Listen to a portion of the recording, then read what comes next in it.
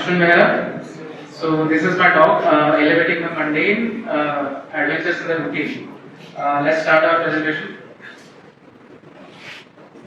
Oh, I think there's a problem. I think this is my presentation. Presentation is wrong. Yeah, I'm not able to find my presentation. What are you searching? Wait, I think there is somewhere. Yeah, okay, this may be. Oh, let me search. So, elevating the mundane. So basically, there's a hidden adventure.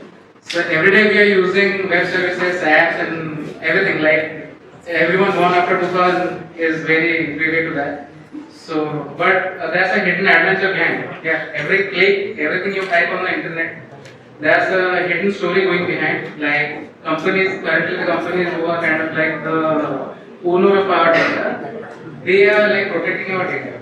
But when we are when they are protecting us, simultaneously the privacy that is afforded to us, that's it. So my game is kind of like built around this, on the idea of data ownership, and I'm converting into a turn-based JRPG RPG. If you're familiar with JRPG, then it's a good mental model, but it's a normal turn-based RPG. So the basic, this is kind of like more convoluted, but the earlier demo which I had kind of like that's one. So currently, if you see on the left hand side, that is the current model of internet. So we as users are kind of like giving our data to companies, and companies put those data center, and those data is kind of like what makes the internet. And internet is the place where we get threats. So they are accessed by threat actors. But that's why they have more centralized control, and we have to depend on third parties to communicate. So like I'm speaking to here like offline, but if we were in like a distant location, then we have to use WhatsApp. But WhatsApp doesn't no longer has end-to-end encryption by default, so like they also see all of our messages, and like we also are not able to profit from our data, right? So they are using our data to profit. So that's kind of like a philosophy here. So, but that's another word. Think of it like a fantasy. Yeah. So we are all playing games. So fantasy is a very good genre, but fantasy can be anything, right? Anything that can be made of that. So there's the idea of decentralized internet. So if you have a lot of P2P connections or everything. So what happens here? You are getting personal control, but you no longer the corporation can no longer modify your data, but you are now kind of like open to more risks. No one is kind of like less people are technical savvy, right? Most people just want to use the internet, but that's why like it's kind of like a think of it as a cooperative internet. People build communities, and communities give rules, and they accept it. So that's how my game comes in, Serverbound. So Serverbound is taking data ownership and security in a social narrative setting, because internet is made by people, so that's a narrative. And it has, like, if you've heard of the term Metroidvania, so it's a new term coming up in PC games. So this is kind of tackles more thinky puzzles, not your normal reaction-based puzzles. And that's so. So this is kind of like the current map of the internet. So it looks like a neural net, but it's the map. So everything is made up of nodes, and nodes are connected to each other. So Serverbound is basically has three parts. You join and build communities, kind of like a base building part. Then you defeat bots and other hackers. So I'm using the term hackers here for my game. So that's the combat part. So it's a term with combat here. And the third part is exploration. So internet is all about exploration, right? We didn't know about a particular thing. The next day we searched and a whole new world opened up. So internet is the very fertile ground for exploration. So like the game is basically, so as I said, that the new internet will require communities.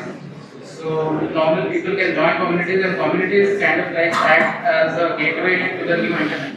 So I'm calling this internet as the World Wide Wonder instead of World Wide Web. So when you join a game, you are joining a community, and when you are joining a community, like it has a progression, you are joining as a, like think of Discord. So you are joining as a member, you can progress to the moderator and admin level when you complete quests and all.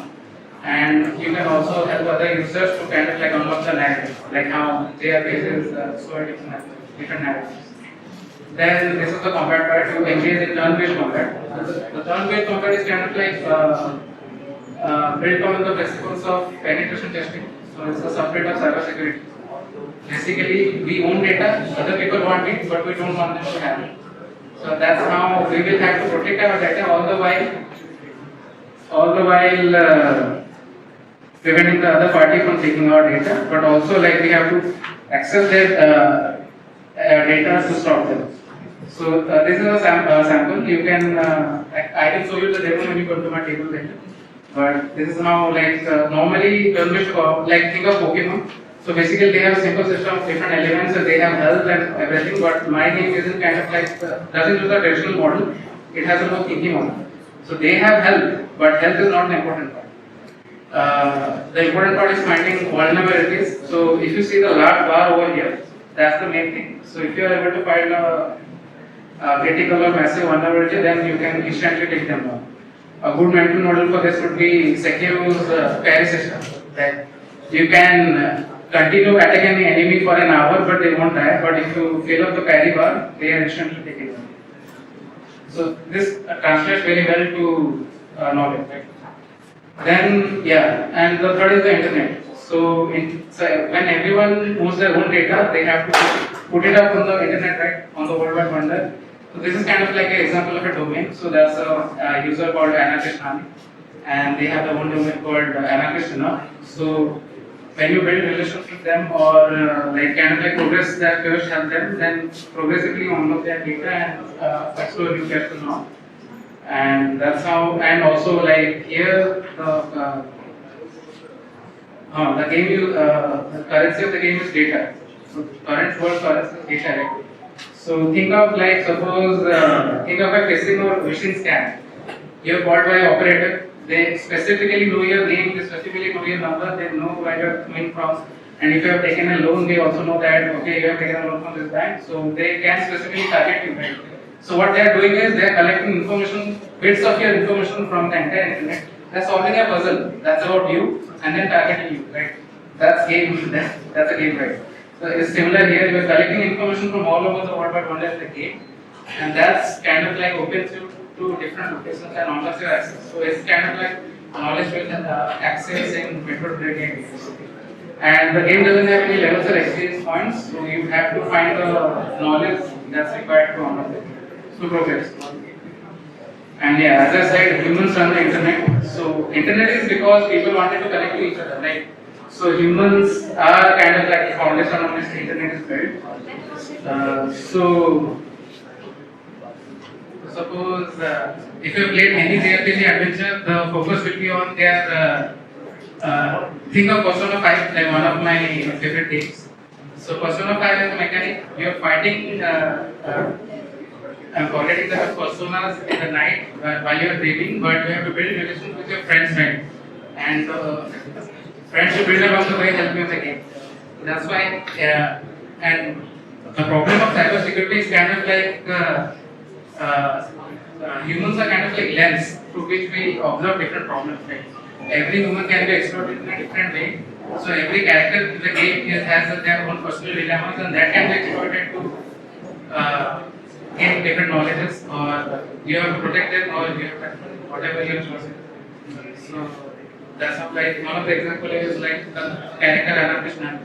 So she is a grandmother of 2 children, but she is also suffering from dementia. So she kind of like has a domain where she collects logs, own experiences, so that her grandchildren can someday read them and know. That's kind of the people they are making a print. So that's how the game.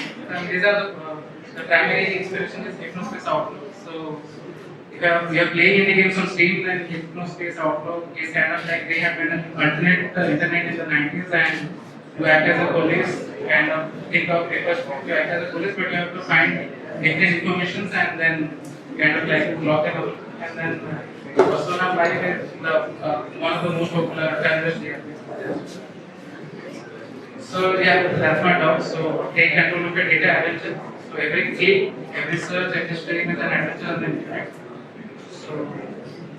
So we have the ability to build the worldwide wonder one.